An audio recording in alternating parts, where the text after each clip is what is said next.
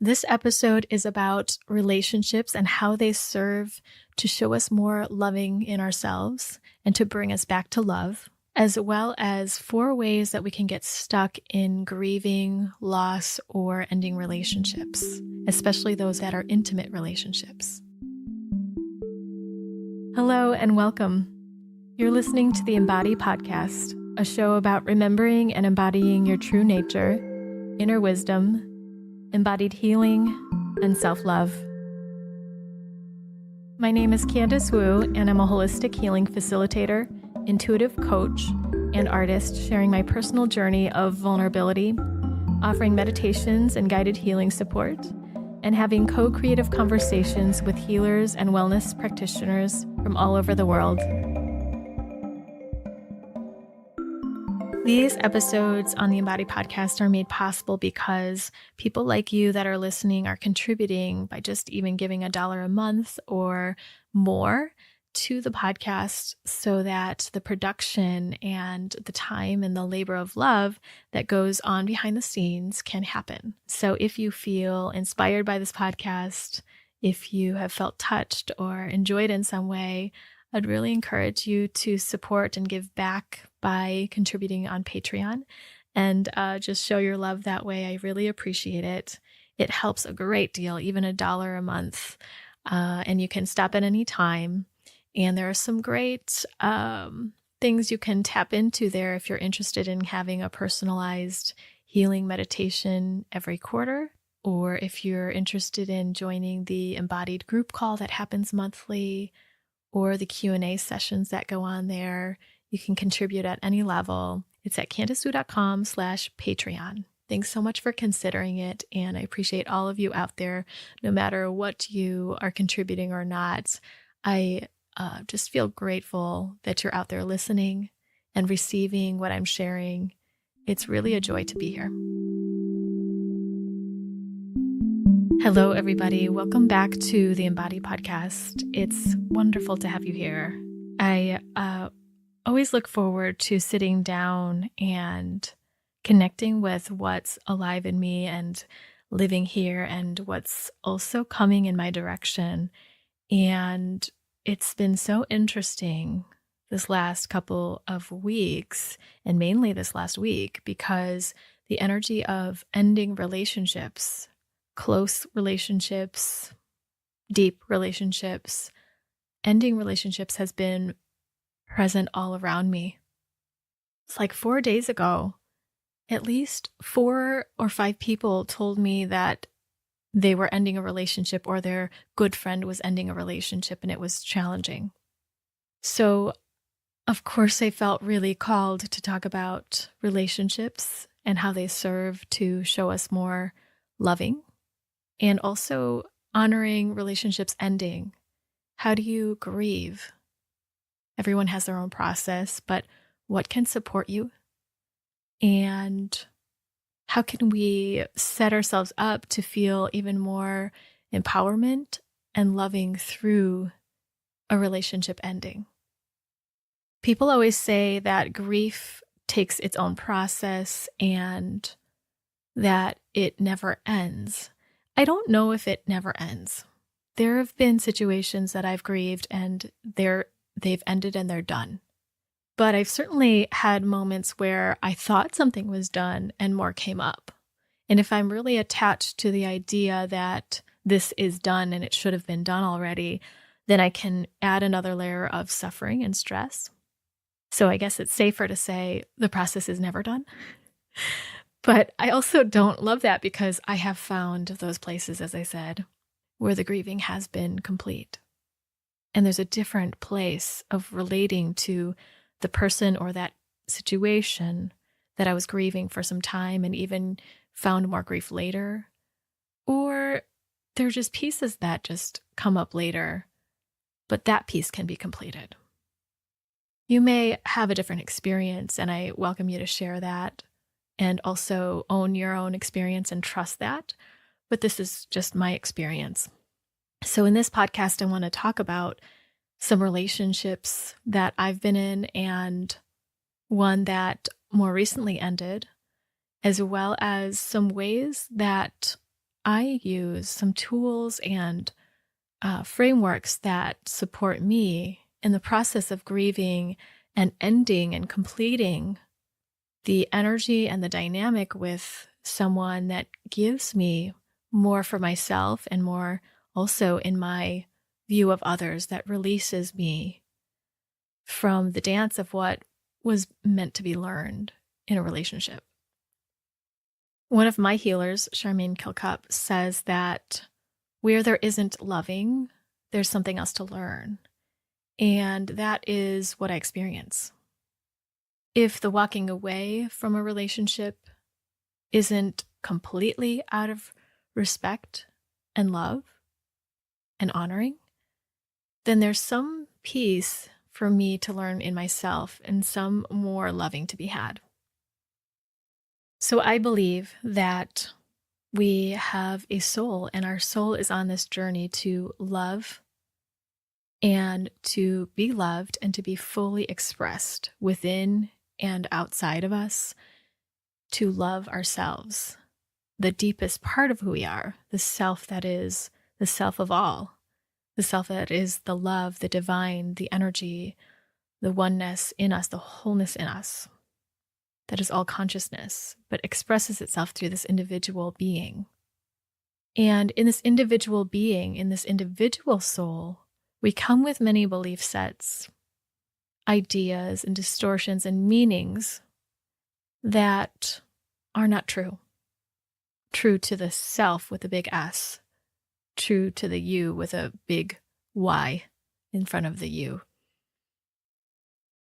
And our relationships serve as a reflection of these parts of ourselves that truly want to be seen and truly want to be known in our fullest, that bring us towards our expansion.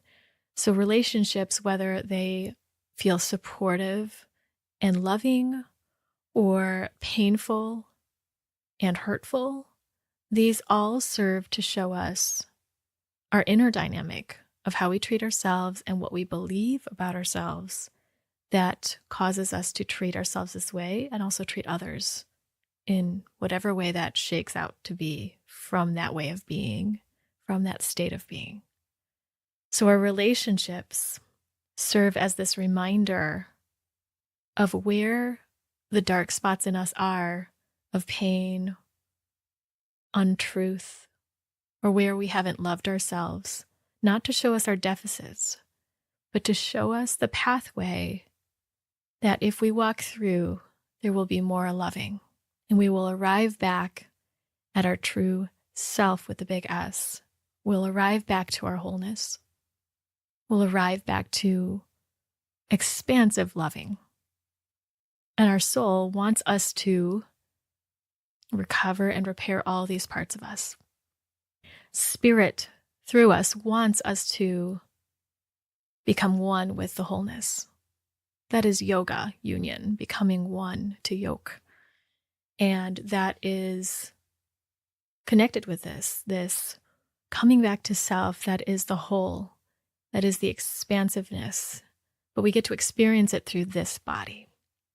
So while I think about relationships ending, especially intimate relationships, and the pain of those, the disconnection that's needed, the healing that might be needed, or the feeling of, thank goodness this is over, I'm out of here, I'm running as fast as I can, there's still an integration that needs to happen. There's still an ending and a need for us to digest to some degree at some point what this was for us.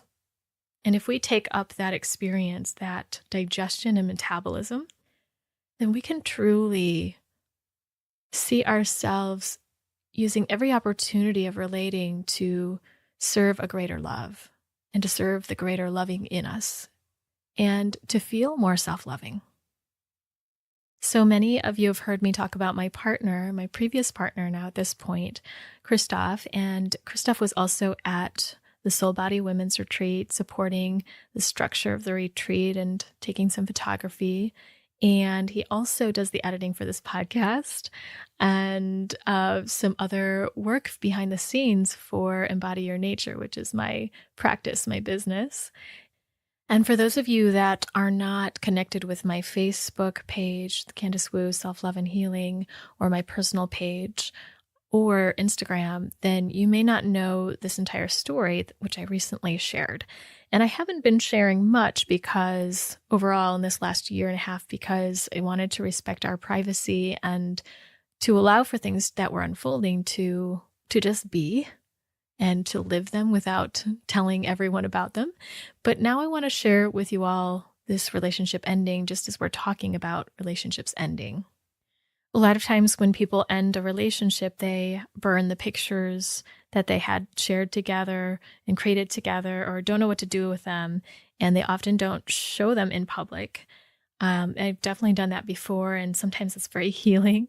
But in this case of a very unique relationship, one that I'd like to honor in a different way, I shared several pictures on social media of our relationship, because this relationship was one of a very great loving. So I want to share with you what I posted on social media. If you've already heard this, feel free to skip to the next segment of the podcast, but it might be interesting to hear it through spoken word. So I start off by sharing that when people have ended a relationship, they sometimes burn the pictures or don't know what to do with them, and much less ever show them again in public. And I've definitely done that before, and it was incredibly healing. But this was a very unique relationship that I wanted to honor in a different way. It's interesting how we don't necessarily discard pictures of people who have died, but if we've ended a relationship, we treat it that way, that we don't even take the pictures out again for fear maybe that it hurts someone in our present life, or that it shows that we're not over them, or maybe there are feelings of pain that come with it. So I do want to offer to trust that if that's you, if that's where you're at. But in this case, for me, is not like that. This is a relationship of a lot of love and ending with love. So in honor of my relationship with Christoph, I want to share that we created a powerful, loving communication, growth, transformation, inspiration, and dreams together. We supported each other in our spiritual, professional, familial, and relational lives. And in a lot of times, we were kind to each other when we individually were mean to ourselves. The honesty in our relationship was astounding to me, and it brought me to an even more vulnerable level of myself and catalyzed more self-love and ability to love another. And it's also that honesty that brought me more inspiration to talk about myself on the podcast and to put my voice out there. Christoph and I created this space for the deepest commitment to loving that we ever experienced up until this moment, until that moment. And that meant loving ourselves and fully expressing ourselves and each other to the point that if it was better to leave each other to support this than we would. And that's eventually what happened, a great test to our loving. And I thank him for how thoughtful and attentive he has always been to me through this commitment. So on one level, this relationship expressed itself as an open and polyamorous relationship for most of the time that we were together. Sometimes we were apart in different parts of the world, and most of the time we were traveling together. But it meant that we were supportive and open with each other about dating other people and having relationships with other people. And we saw this as a very deep way to know ourselves, all the parts of ourselves, and each other. So we loved the way we could learn about the other person, their desires, fantasies, and parts of themselves that they were growing into through who they were attracted to or who they desired to connect with. And while we didn't always act on those desires, we shared them as a way to connect deeper with ourselves and each other and embrace those very natural human desires. Sometimes this was really challenging. It meant that we might be triggered by our own fears or insecurities or jealousies, and all of those feelings fueled our own self-growth and exploration of our own belief sets and wounds. And what I found was so beautiful is that we always trusted each other. We created that trust and supported each other in healing what came up And that meant growing together even more. So while we were in Perth, Australia, we discovered that we both wanted a lifestyle of living in a couple of different places around the world. And he wanted to stay in Marbella, Spain. And I was pretty certain that I didn't want to energetically. It just felt not right for me. And this, at the time, created a wound and led to some natural places where we both wanted to know ourselves better and we needed to choose ourselves. So at that time, we decided we would continue our travels together through going to the women's retreat, through going to Spain and Germany in 2018 around Christmas and New Year's, and then into January 2019, and we would see what would happen at that point. But as time got closer to that, we didn't have any more plans to travel together. We ended up savoring each moment, but it became clear that we wanted to have our own time and grow in specific ways. So he wanting more space than I did at the time, I grieved really hard. It was so painful for me. I just wanted closeness with him. I didn't really want to end things on one level, but on another level, I really knew deeper that this was important and this had to happen.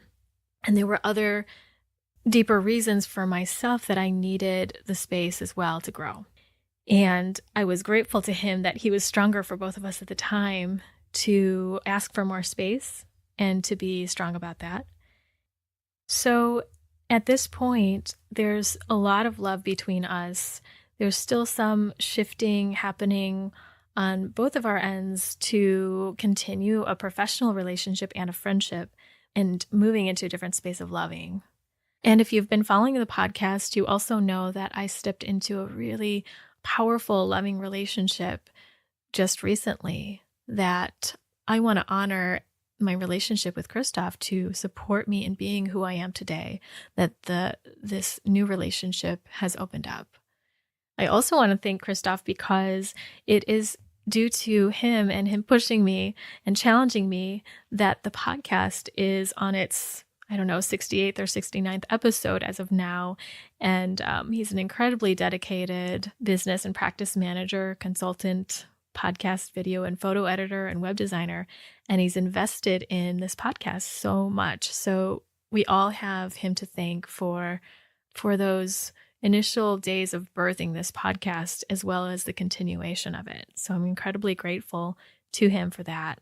And so I shared a couple of photos of our time traveling in all these different places as a way to honor the loving in our relationship and how we chose to end it. And as I share all this now, I'm reflecting on the experience of grieving. And luckily, I was able to do a great portion of my grieving while we were together in Germany because we knew that we were closing our relationship in a certain way.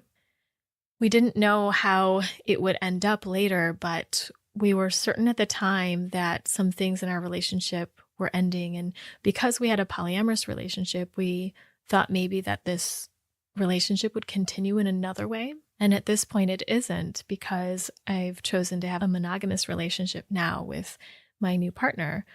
But that grieving that was happening at the time was really powerful because I was able to do it with him. We were able to share some of the good moments together and some of the painful ones and honor the things that were beautiful about our relationship.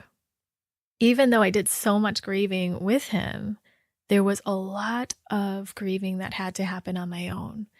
And sometimes that came up in unexpected moments. And sometimes it was more consciously that I chose to go back through, comb through the relationship and feel into what was there to let anything else integrate. And what I mean is to let my body and my heart and my soul feel through anything else that was left over from the relationship and to look into the places that my heart and soul wanted to recover something, or to look at places where maybe I previously blamed him for certain things, or look at things that I wanted him to change and what was that about me that I really needed to learn. So isn't this an amazing thing to be able to care about someone, experience with someone, and for that also to fuel your inner growth and your expansiveness in your own loving.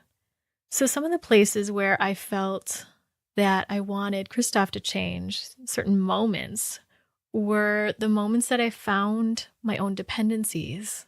It's moments where I unconsciously depended on him for certain things or to act certain ways. And if that didn't happen, then I might be a little bit hurt or upset.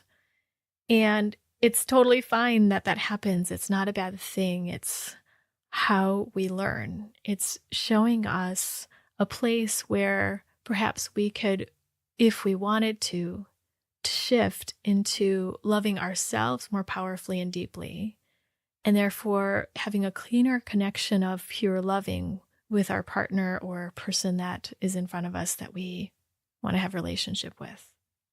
So where we feel dependent on someone else, for example, if I really wanted him to be there for me and he wasn't, in terms of listening to my feelings, I saw in myself where my younger inner child was really wanting someone to take care of her. And even though I'd worked on this for years and years and years, there's still bits and pieces of my younger self that felt dependent on some interactions there. And those were the little windows of opportunity to depend on myself and love myself more. And it's okay to ask for help and ask him to be there for me. It's just that I didn't want it to be a dependency or an attachment to him, that I needed him to be this way, but that we could share in something together if I reached out. There was also another part of me that showed up, and this one's kind of complex. This experience that I would have with Christoph wondering, do you really love me? And my conscious mind understood and felt very deeply that he did, and there was evidence for it. He was super sweet. He was thoughtful. There were certain ways that I could see that he was loving me.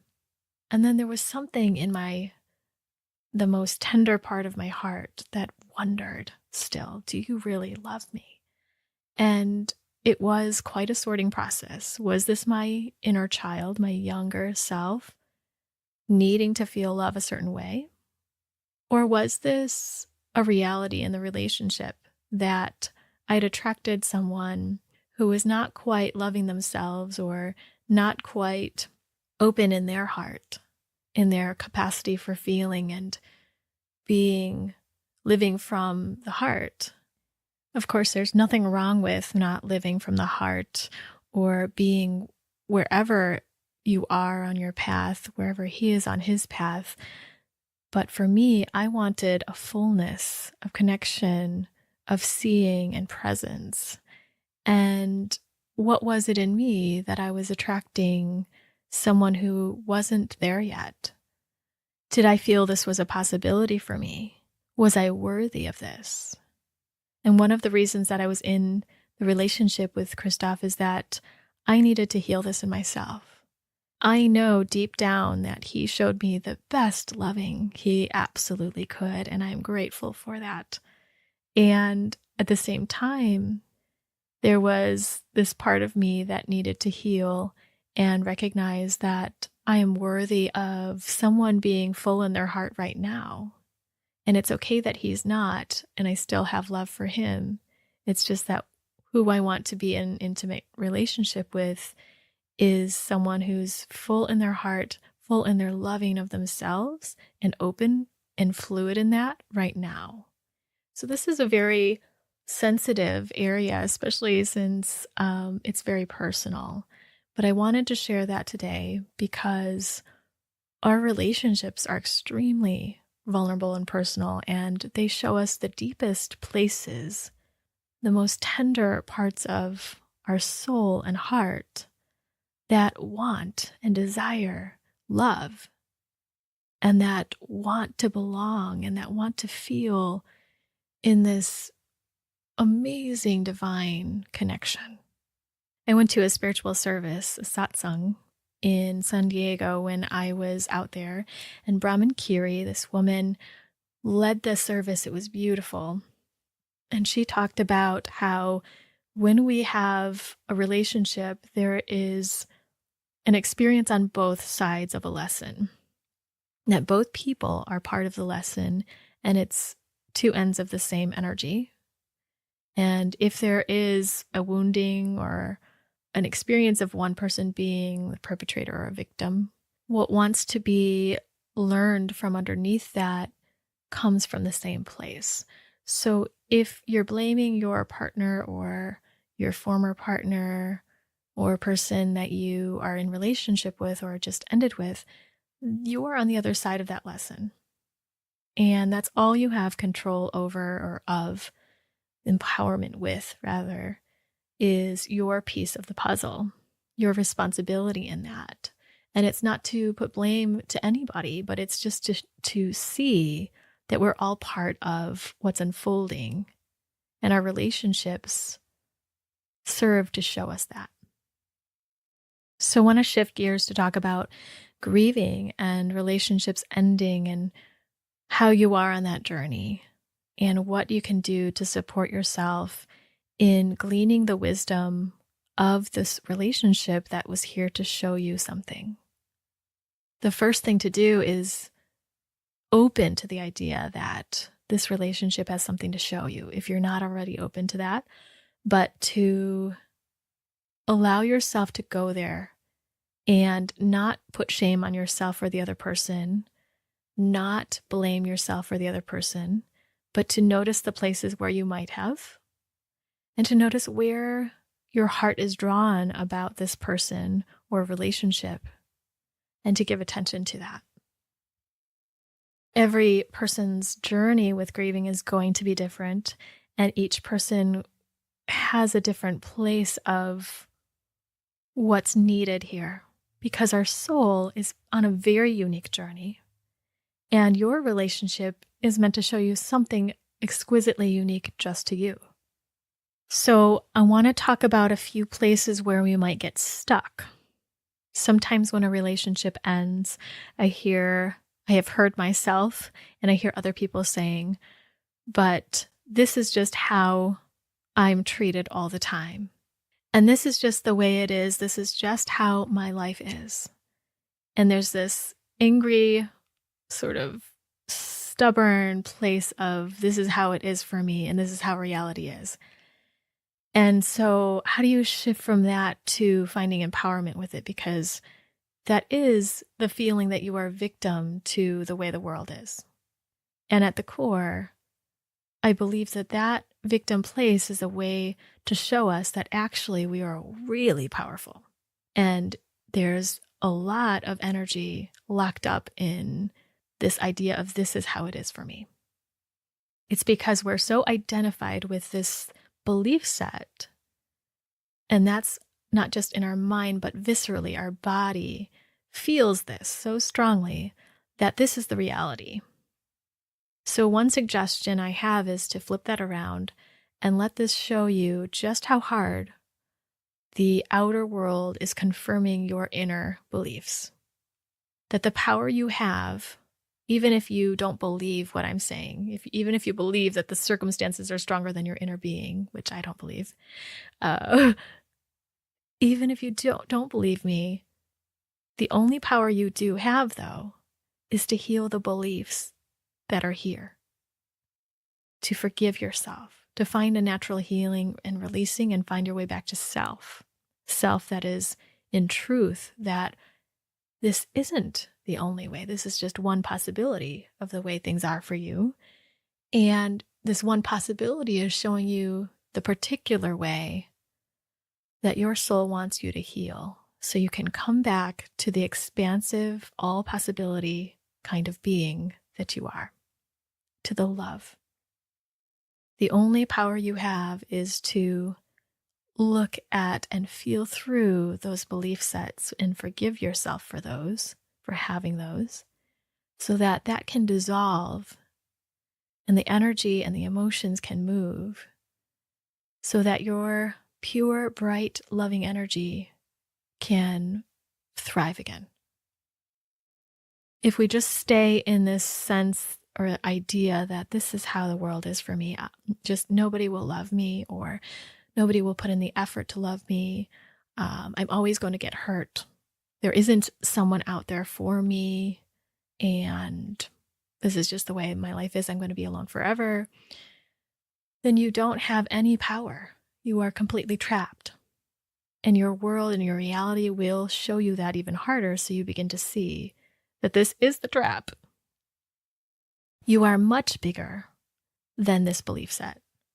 You, with a capital Y, are much bigger than you, with a lowercase y, the you that is the small individual self, full of karmic distortions and beliefs.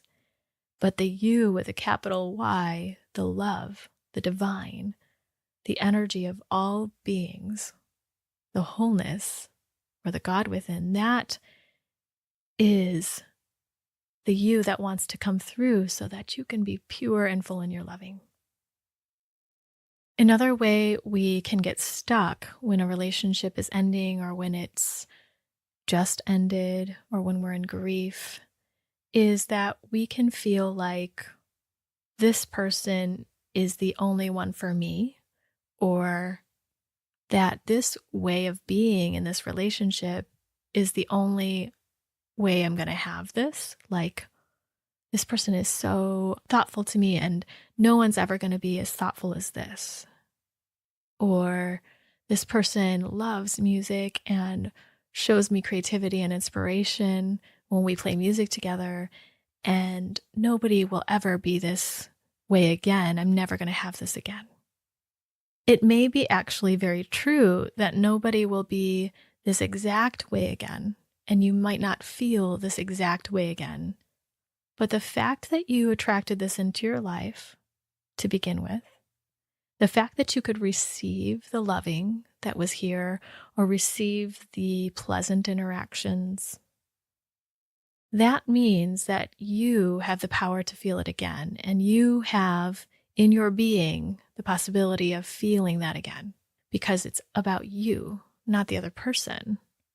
You're able to experience it because you're connected and tuned into that way of experiencing in your being. So to reclaim your experience with another person as your experience, not one that is completely intertwined with this person, but the experience you have or had in your body, heart, mind, and soul, that's you. And what we do then is detach the experience from the other person, from the form of which this experience came through for you, which is the other person or people. And when we detach from the form of things, of how we think in our mind that this experience can come through or should come through, then we have the possibility of feeling that state of being regardless of what form it comes in. You open up to all the possibility of feeling this way in any form it comes in.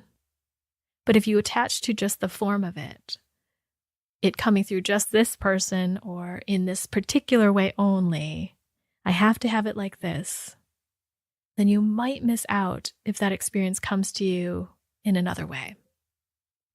That might show up like the person doesn't look the same way, or the experience is just a little bit different, and yet, wow, you feel that same way again. Interesting. How can this be? So one of the experientials that I want to offer later this week, and as a part of this episode, is to detach from the form and detach from the relationship giving you this experience, but using the relationship as a tool to tap in to begin with. A lot of times when it's an intimate relationship or a very close one, we know how to feel a certain way through this person or because of this person or with them. And part of what our soul wants us to learn is that we have that within us, ourselves. And here's this person to show you that you have it in you. And so it is a tool. It is meant to be, or can be, received in this way And yet it's meant to add to the fullness of your being, or open you up to the fact that this is already who you are. This is already a possibility in you. So a lot of times I experience that people want to just get past a relationship and move forward, especially if it was a painful one or it ended painfully, or there were pieces about it that were painful. And my experience shows me that it's extremely important to go back and feel the beauty of it. What did keep you in it?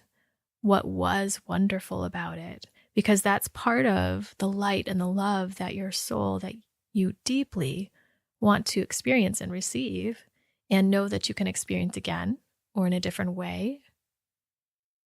And also, the painful parts are showing you the dark of what you fear or where you've collapsed in or closed down about yourself or about the world, where there's loving that wants to shine through, but it's not yet opened up. And so these painful parts and the beautiful parts need digestion. And if we want to blow past and say, I'm done with this relationship and it's over and I just need to move forward and I can't grieve anymore, the problem is our emotions, our heart, our soul still wants to get all the wisdom. So it won't let you move forward until it's done. Thank goodness for that. And also sometimes it's very challenging. And if painful things happen, sometimes we want to dismiss that there were beautiful, inspiring, or lovely aspects. And we don't want to, sometimes we want to deny ourselves from feeling that because it can serve to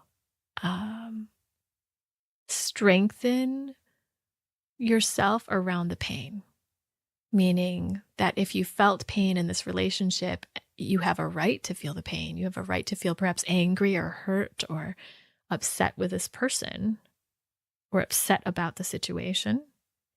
And if we let ourselves feel the good, we have this idea that our hurt will be dismissed. But we can find a place for both. And that's really important that we do.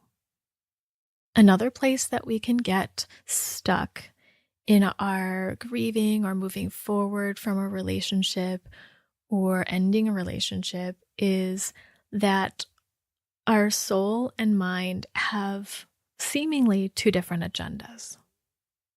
And when they intertwine, we can get lost in one or the other or confused about it. And then we don't know what to do and how to integrate what we experience or experienced. So here's an example.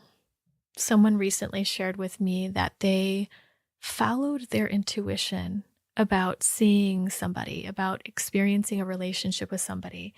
And this connected with their dreams, it connected with their feeling and what their gut told them. And as they experienced this relationship, there was an amount of effortlessness and natural connection and engagement by both people, this person and the other person. And it was wonderful for a short time.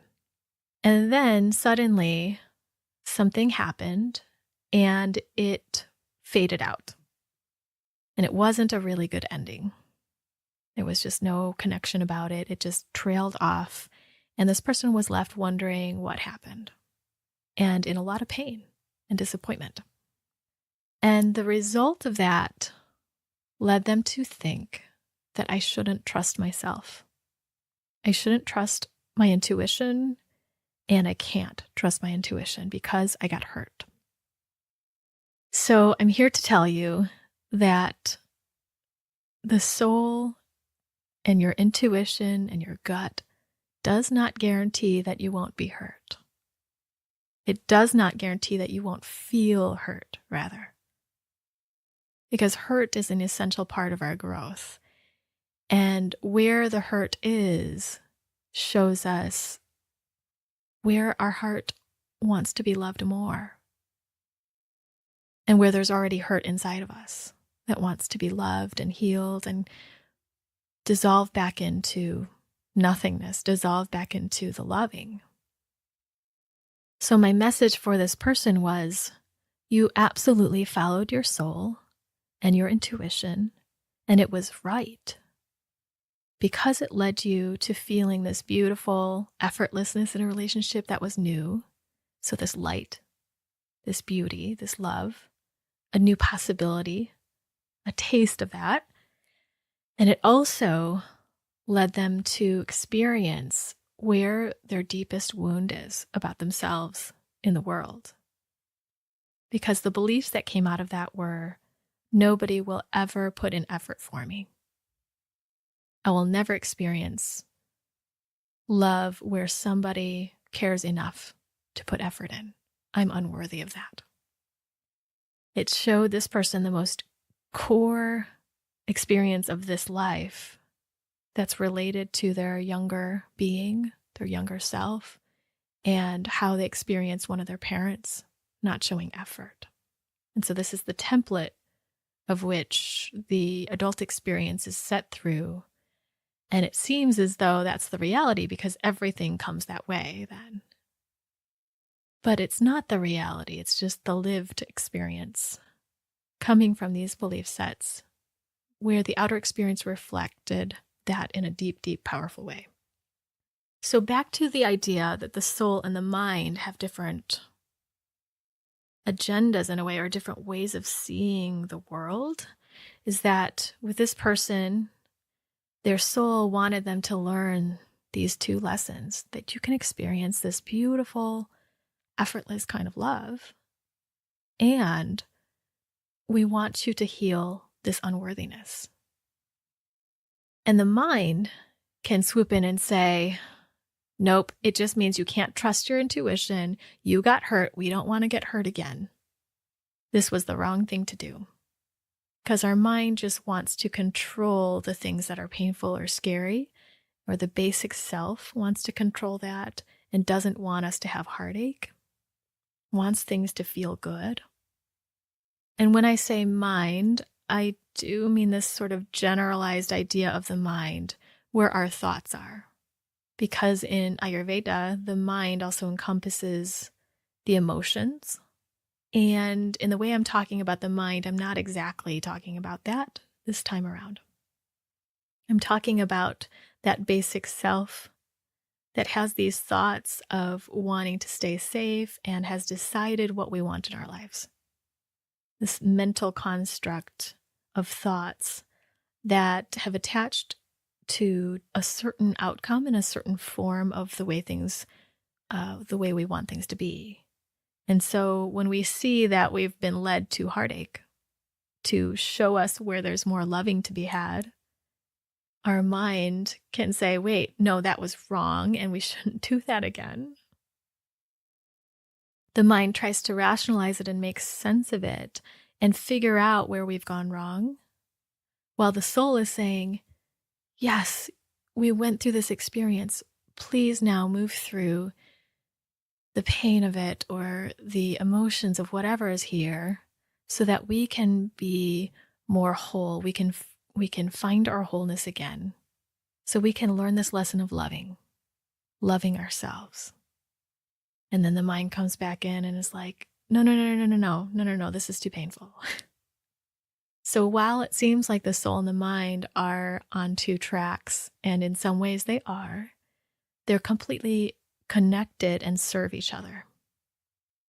Because if the mind is integrated with the soul's journey, then it's totally right on track with it. But often, our mind serves to show us where those pockets of fear and wounding live. Deep, deep, deep down underneath those thoughts that you're not enough or that you're unworthy of a certain relationship or whatever it is you feel unworthy of. Underneath that is where the soul is. And the mind connects to it. An expression of those places of fear that our soul wants us to move through and attend to so that we can be in our wholeness naturally. So we can be in our loving naturally. And part of that loving is loving all the emotions that come up around it. So when we have a heartache or experience that shows us some pain, this is where the healing opportunity is. The beliefs and paradigm underneath that pain is usually not one of the truth, and is one full of assumptions and meanings that were created from a different time. And often that time is when we were children, when we came into this world so open-hearted and so tender and so loving and fully expressive, so much of soul, but that the world around us maybe didn't support it in the right way, or where we felt it was painful and didn't have the holding around it, and we would close down and protect ourselves. And that's the way we close down and protect ourselves through our adult lives, and where our soul wants us to recover that youthful and full expression of all the ways we can feel in this life. The agenda of the mind and the ego also can try to make things permanent and make them last. And so we think, oh, this didn't work. This relationship didn't work. While the soul is saying, I think this relationship did quite fine to show us where we can love ourselves more. So this is entirely your choice. Do you want to see your life and choose and surrender to the soul in this way? Or do you want to choose a different kind of making it work or safety or stability in the earthly life? There's nothing wrong with either one. Just is a question of what makes you feel alive in yourself and what is right for you. And if you do choose the surrender to the soul and the soul's journey of love, then we can get out of the way a little bit if we detach from this sort of end game or making something work so that it's permanent, and shift into the flow of the way the universe and our being works. There's a flow to which we're meant to learn from this, and then that, and then this ends and something new begins. And this is where we can release our attachment to form, that we can experience without the concrete form being exactly the way our mind thinks it should be. But we open ourselves and surrender ourselves to a fuller, greater experience that comes in many forms. So with that, I want to mention one last piece about grieving or relationships ending, is to find the life that is here. Endings are a death. Endings are the energy of things going away, letting go, releasing, changing, shifting, dying, decaying, cut off. And where is the life? Where is growth? Where is inspiration? The inhalation, the in-breath. Where is loving? Where is connection? Where is something beginning? And when we are grieving, we can often lose ourselves in the grief if we really go into it, or we fear losing ourselves and drowning in it.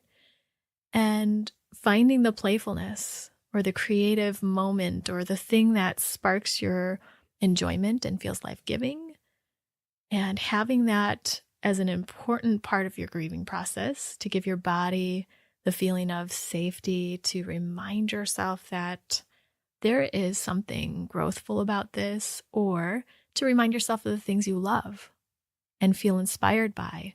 All this is extremely important while you're grieving or while something's ending. Find the playfulness. Find the laughter. Have a silly time with someone that you care about. Connect by sharing some of the feelings that are hard, and then shift to something else and find connection in another way. I know that I can just get into the seriousness of grieving in the past, and it's not that fun. And this is meant to also be supportive and moving through what's real, but you can have fun too. Playfulness is extremely healing. Laughter is extremely healing.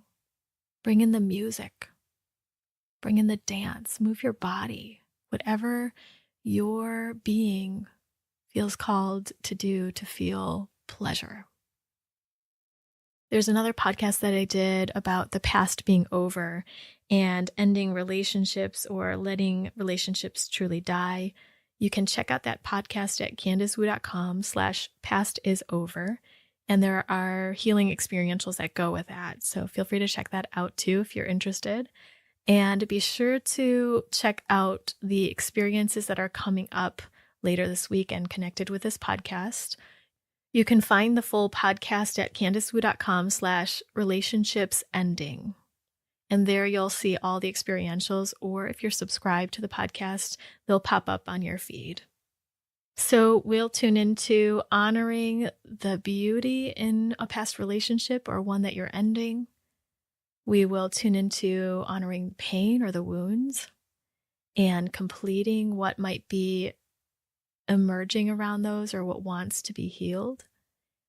We will explore self-forgiveness and speak to words of forgiving yourself around belief sets that come up around a relationship or what this relationship is showing you. And we'll do something about playfulness and an inquiry about where you can tune into playfulness, life, and loving through the hard times. I want to just end with tenderness, to have softness around your grief or ending and honor what is there. And this is the most important thing, is the loving yourself through whatever it is you're experiencing. Maybe it's not grief, maybe it's another emotion, maybe it's anger, frustration, or hurt or loss, whatever is there. Is to find the tenderness and the patience for yourself and the time to let things move through. I don't believe that time heals. Time just going on its own without playfulness and support and looking at the painful parts and the wounds. I believe that it does take an openness to all of those feelings that are coming up for the healing to happen. And so if you've given things time and that hasn't worked, that might be why. And just forgive yourself and come to a different tool. Try out something that I'm offering later this week, or if anything resonated with you in this podcast, I encourage you to sit with that and allow that to come into your life, into your heart. Thank you so much for joining me today. If you know someone who's going through a hard time with grieving, loss, or relationships ending, I'd love for you to share this podcast with them if you feel it will be supportive for them. And also, I encourage you, if you're going through something or a friend is going through something, to reach out for support to whoever is there for you. And if you're needing someone, or if you feel that you resonate with what I'm saying, feel free to reach out to me. I'm happy to give referrals for healers, therapists, coaches, massage therapists, acupuncturists, all sorts of alternative healing practitioners.